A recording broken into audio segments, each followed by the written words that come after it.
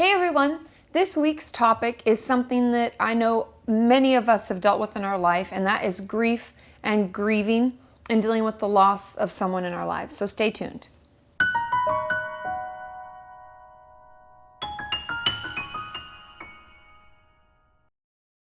So thanks for checking back. This week's topic, like I said, is to do with grief and grieving and losing someone that we've loved in our life. And I know that many of us have gone through this at different periods of time. And if any of you watched my Draw My Life video that I did a couple of weeks ago, I let you all know that I lost my father about 4 years ago. And grief is interesting. It's really difficult. And even talking about it, sometimes I'm like, pull it together. We can do this. And it's been 4 years. So I understand how hard it is. And I know that grief is really an interesting process. So that's kind of what I want to talk about today. And in the kind of ironic thing is that when I was considering graduate school, and I had I took a year off when I took some tests to get into graduate school, if any of you know the process, and I was applying, I went down to a hospice center in San Diego with Dr. Bauer, one of my favorite teachers, so thanks Dr. Bauer. And we went down there to get credentialed to be grief counselors. And when you finish, you kind of get this little certificate, and I think it's just called credentialing, but I'm not sure. I think technically I can put Kati Morton, MFTI, grief counselor. I think that's what I can say. But anyway, that doesn't really matter. What matters is that when you go to a hospice, if any of you don't know, a hospice is they call it end-of-life care. And these are usually patients who have a terminal illness of some sort, and the hospital or nurses or whoever's helping them at their home or in the hospital, they realize that they can't do anything else medically to help them. And so they put them there to make them comfortable until they pass away.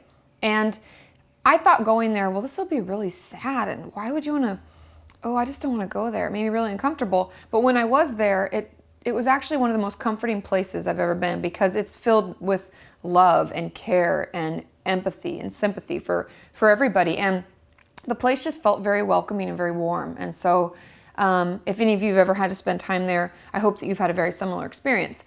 But the thing that I really want to talk about is not only what I do therapeutically if I have a client who's been in my office, because I have many clients who've lost parents or loved ones, or are going through the process right now of someone with a terminal illness, and what I've done personally, and kind of intertwine the two so that you can kind of see what it'll feel like if you go see a therapist for this, which is one of my recommendations, and then what you may feel, because I'm just going to give you my experience, and everybody has a different experience, but sometimes it's helpful to know that other people have been through it too, okay? So the first thing that I want to touch on, like I said, is if I come into someone's office, what do they do? And just so you know, the actual diagnosis of grief, grieving, or bereavement is not a regular standard diagnosis in the DSM. It is actually what we call a V code. Now, a V code is whatever the focus is. They technically call a V code the focus of clinical, let me look it up real quick, clinical attention. The focus of clinical attention. And what that really means is when you come into my office and your father passed away, I'm going to focus on that. So I'm going to put bereavement down as my V code. That's my focus. Now, the V codes can vary from things as severe and intense as like a sexual abuse or physical abuse, but usually they're like life stressors, psychosocial stressors and things like that. They kind of fall into that like academic problem. I mean, I'm just looking here. It's like identity problem, religious or spiritual problem. So it's kind of those things that we don't really know how to describe it other than saying this is happening to me, okay? And so the V code is for bereavement. That's what they call it. And I thought in my studies, I remember it being only 6 months long. I can't see that in here at this point, but anyways, what that means is if it lasts longer, I believe in 6 months, but maybe it's longer because I don't see it. But oh no, it says the diagnosis. Oh, okay, so this is what it is. The diagnosis of major depressive disorder is not generally given. This is what I wanted to talk about, is like differentiating grief or bereavement from depression. The diagnosis of major depressive disorder is generally not given unless the symptoms are still present 2 months after the loss. Wow, they only give you 2 months. Well, that's pretty shitty, because I personally think it could take a really long time. But this is just what the DSM says, okay? So that is what, if you're worried, well, if I go see someone, what are they going to diagnose me with and what's going to happen? That's what they're going to diagnose you with, and that's what they're going to work on with you. And after the 2 months have passed, they'll probably reevaluate and they'll talk to you about that, okay? And when you come into someone's office, I always talk to my clients, and even personally, these are things I did the same, and I'm going to read from my phone now because I Google everything, are the 5 stages of grief. And I didn't want to get them out of order.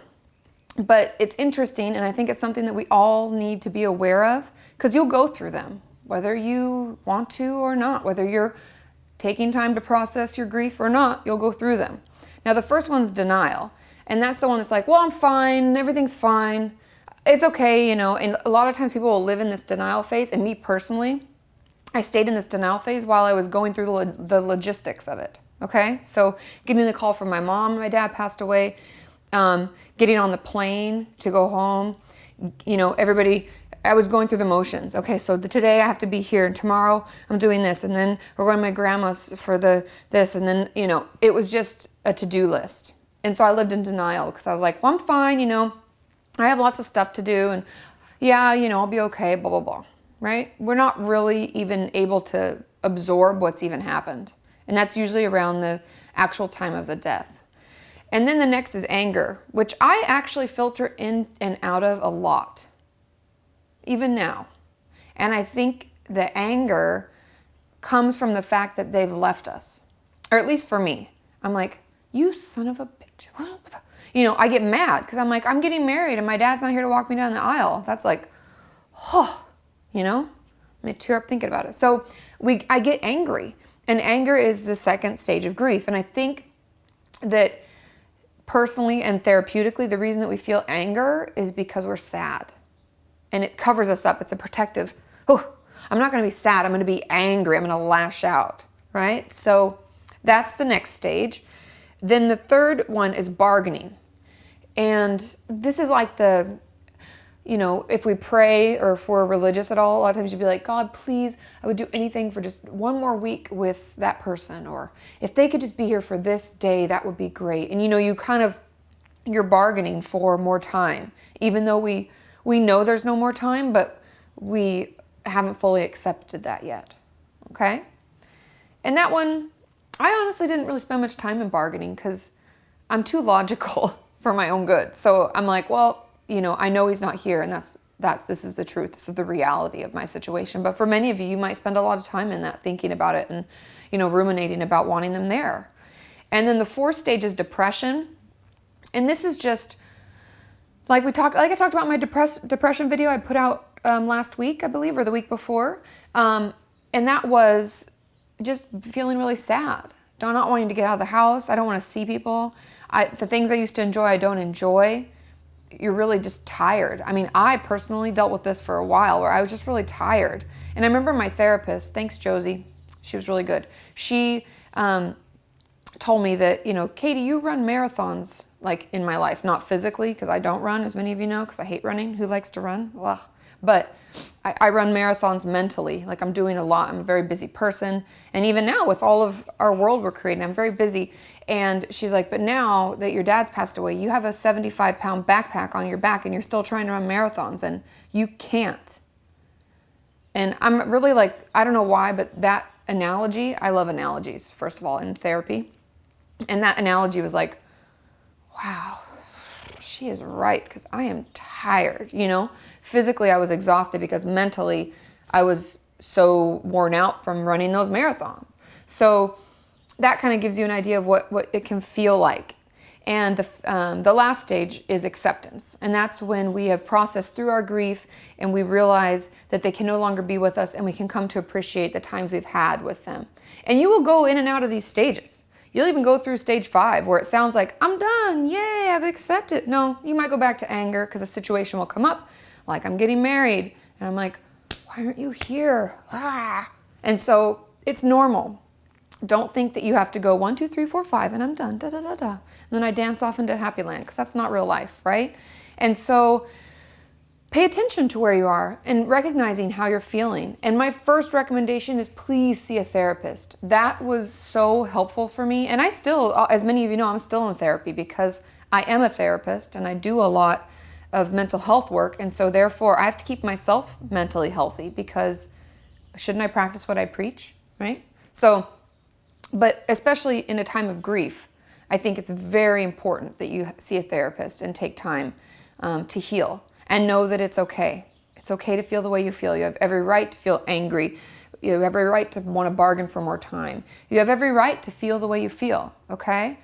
And also taking care of yourself physically. I know I talk a lot about eating disorders and self-harm, and this can be a huge trigger for that, because we feel so much mental anguish and pain that we want to express it in the only ways we know how, through our eating disorder and our self-harm. And that's why seeing your therapist, maybe increasing your sessions, could be really helpful. Because the physicality of grief for me, I mean, the exhaustion, the achy muscles, for me, I'd have trouble eating, like I'd have a lack of appetite, or then I'd really want to eat. And it can affect how our body runs day to day. So be aware of that and take time for yourself.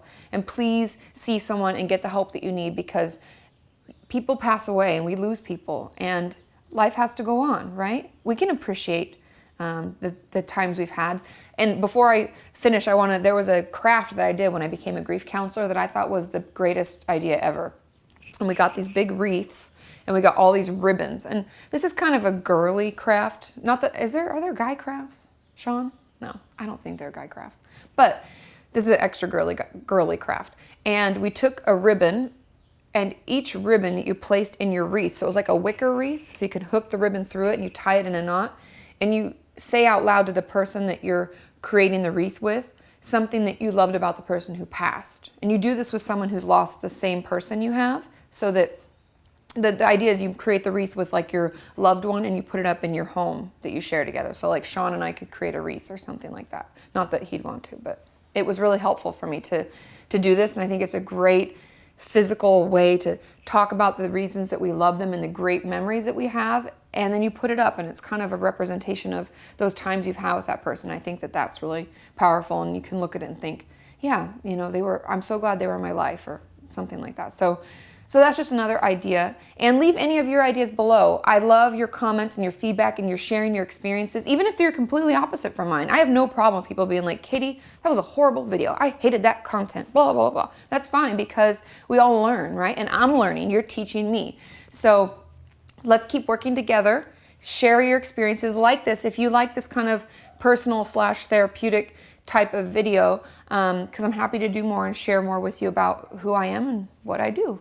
So keep working with me as we put one foot in front of the other towards a healthy mind and a healthy body. Oh, I thought I was going to cry there. Pull it together. Oh, I didn't even talk about my book, Final Gifts. So good.